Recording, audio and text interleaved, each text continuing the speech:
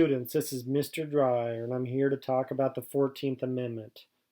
Don't get me wrong, I am not an expert on the 14th Amendment by any stretch of the imagination.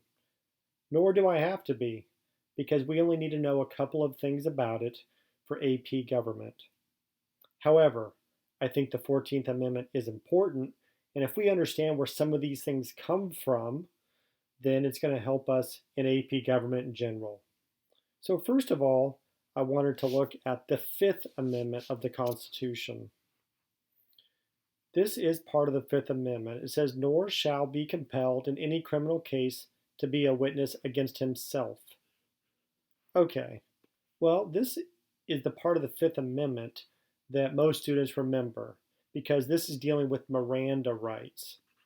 We haven't gone over the case of Miranda yet, but we will talk about it eventually. And whenever you hear the Fifth Amendment, every student says, well, I plead the Fifth. You don't have to give evidence against yourself. And I say, you know what? Very good. You understand that part of the Fifth Amendment. But the Fifth Amendment actually has some other parts that are more important. Over here it says, nor be deprived of life, liberty, or property without due process of law. Nor shall private property be taken for public use without just compensation. So really the most important part of the Fifth Amendment is you cannot be deprived of life, liberty, or property. And who would be doing the depriving? That is the federal government. The national federal government cannot deprive you of life, liberty, or property without due process. So that means they can do all of those things. They can sentence you to death. They can put you in prison. They can take your property. But they have to go through certain specific processes and they are held accountable. When the Fifth Amendment was written, it only dealt with the national government. The states themselves could deprive you of life, liberty, or property all they wanted. And there is a case called Barron v. Baltimore, which we discuss in class, where the state or the city of Baltimore dumped a bunch of dirt next to this guy's wharf in Baltimore. And he said, I can't use my wharf anymore. This is where I normally make money. People park their boats here, and now they can't. So you've deprived me of my property without due process. And it went up into the court system, and eventually the Supreme Court said, you are absolutely right. You have been deprived of your property without due process. You weren't given any money. You had no compensation. But you can't even be suing in a federal court because this doesn't deal with a federal issue. It deals with a state issue. So you need to go sue in a state court. Well, here's the problem. If the state or a city in the state is depriving you of something, there's a great likelihood that the state court will not find in your favor. But Barron v. Baltimore set a precedent, and that precedent was the first 10 amendments did not apply to the actions of the states. Each state should have a Bill of Rights. Each state should protect its citizens. And that sort of boggles people's minds because they think, well, the First Amendment says everyone had freedom of speech, but there were still many laws in many states that denied freedom of speech for trivial reasons all the way up into the 1900s. So we're going to talk a lot about that later. Just remember, this is the Fifth Amendment. All right. This is called the Privileges and Immunities Clause. This is in the Constitution in Article 4. It says the citizens of each state shall be entitled to all privileges and immunities of citizens in the several states. Really, this was added to the Constitution because if someone, let's just say someone went from Virginia to North Carolina and they were in North Carolina kind of living there, they should get roughly about the same rights as the people in North Carolina. The problem with the Privileges and Immunities Clause is that it really is very vague and it's never really been completely defined by the court system. Sure, it's in the Constitution, but there aren't many cases based on it. So I don't want to go into detail with this now. I just want you to be clear that this exists. So let's review. There's a due process clause in the Fifth Amendment. There's a privileges and immunities clause in the fourth article of the Constitution. Now let's look at the 14th Amendment. The 14th Amendment was passed in 1868. This is after the Civil War, and the southern states were forced to ratify it if they wanted to send representatives and senators back to Congress, be readmitted to the Union. So none of the southern states wanted to ratify the 14th Amendment. But the entire purpose of this amendment was to try to get equal rights for free African Americans, so freed slaves, and to try to get them equal rights with the other citizens in the states. First of all, this is only section 1 that we're talking about right here. There are 5 sections to this amendment. This is a very long amendment. I'm not going over the other sections, but I will tell you this. One part of the other section said that former Confederate officers, so people that served in the Confederacy in the government, couldn't hold public office. So there's some things in there that are important, but not nearly as much as section 1. Well, let's look at this. Section 1 of the 14th Amendment. All persons born or naturalized in the United States and subject to the jurisdiction thereof are citizens. Now, what is the entire purpose of this? Well, remember, back in the Dred Scott case, they said that basically slaves weren't citizens and had no rights to sue in court. So the other issue was there was this debate about whether slaves were citizens or not. Okay, well, people argued slaves have now been freed. Obviously, the 13th Amendment frees slaves. There is no more slavery. But some people wanted to argue in the South that that doesn't mean they were citizens. Now, that is an important distinction because if you're not considered a citizen of the state that you're in, then there could be different classes of citizens. You could say, well, you can live here, but you don't have the same rights as an actual citizen of the state. And so this had to be included in the 14th Amendment to basically clarify who was a citizen and who was not a citizen, basically granting citizenship to all freed slaves. The next part of this says, no state shall make or enforce any law which shall abridge the privileges or immunities of citizens of the United States. The key here is this says no state. Now remember, back up here, this is pretty much the exact same thing. This is the Privileges and Immunities Clause of Article 4, but they've taken it from Article 4, put it in the 14th Amendment, and said no state shall make or enforce any law which shall abridge the privileges or immunities of citizens of the United States. So its word is slightly different, but it's kind of the same idea.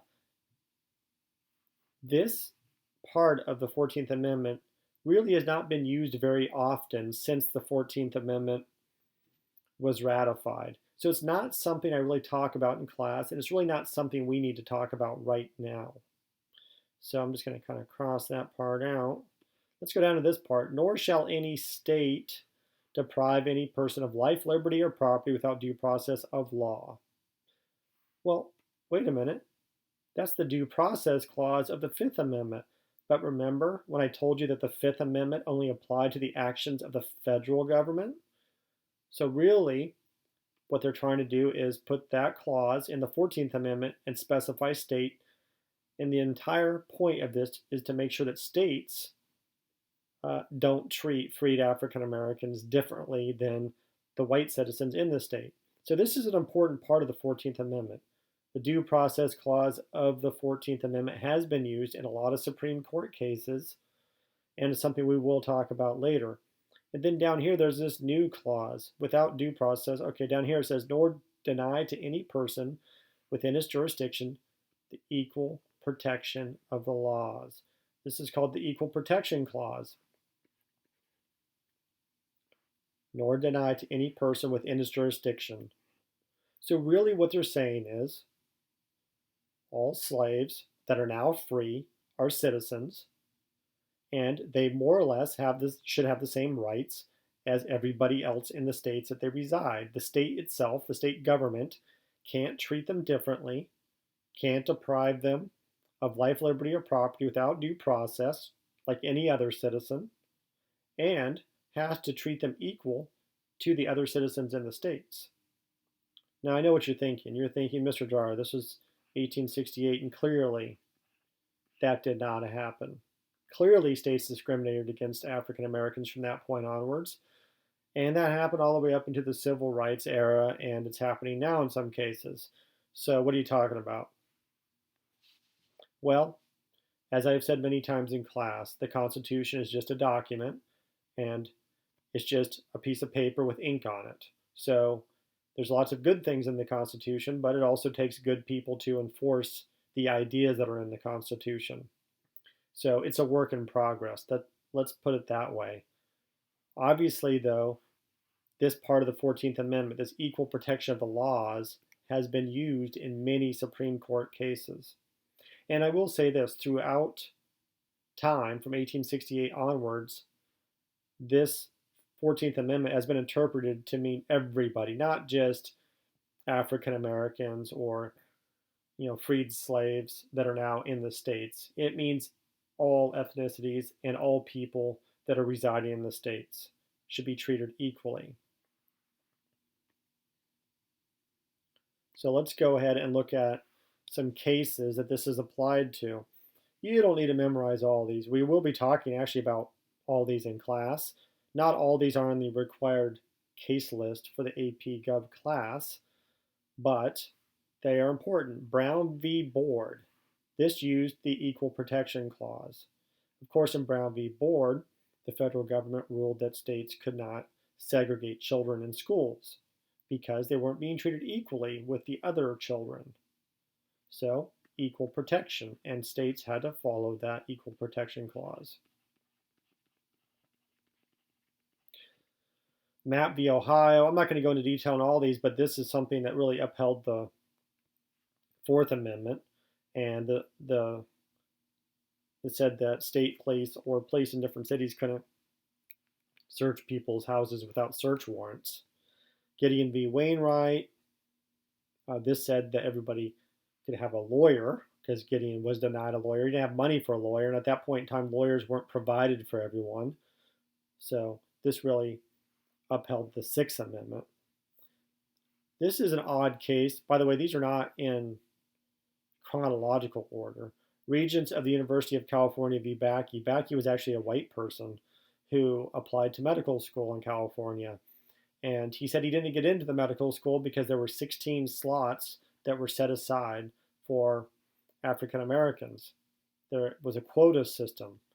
And obviously the purpose of that was to try to get more African Americans into med school and to diversify the medical community. But Bakke said he was denied several times because he had high enough grades, but since 16 other people were taking these slots, then he couldn't get in. Therefore, he was not being treated equal. And actually, in a split decision, the Supreme Court agreed with Bakke. They said that the University of California Med School had to let him into school, but it also said that schools could not use racial quotas. So they said you can't have a quota. You can't say we're going to let 100 Hispanic people in or 100 whatever people in, but you can use race as one of the factors when you are letting people into school. So that sort of affects college applications because generally this idea of diversity or your race does have some ability to help you get into college. But there can't be any quota systems anymore. And we're going to talk a lot more about that later because it gets complicated. Obergefell v. Hodges was in 2015, but this said that gay marriage was legal in all 50 states because everyone has to be treated equally. Westbury v. Sanders said that election districts, we've talked a lot about election districts in class, so the election districts in the states had to have the equal number of people. So the idea is that if one election district, has 300,000 people, another election district has 700,000 people, then really your vote isn't counting the same as somebody else's. Therefore, they said the states can't do that because of the Equal Protection Clause. This is just a sampling. There are many other cases that have gone up to the Supreme Court that have been founded on the Equal Protection Clause. That is why I'm talking to you about this now, so we understand this. Because every year, this year including, people look up the 14th Amendment online. They try to answer questions, and they're giving me answers based on privileges and immunities. They talk about how the 14th Amendment made everybody a citizen. And yes, those are important. But the most important thing here, for our purposes, is the Equal Protection Clause. Okay, that's the end of this lesson. I hope that helped you a little bit with the 14th Amendment. Trust me, it does get complicated when we talk about selective incorporation, which we're going to talk about later. But this is a good foundation. Alrighty then, have a good day.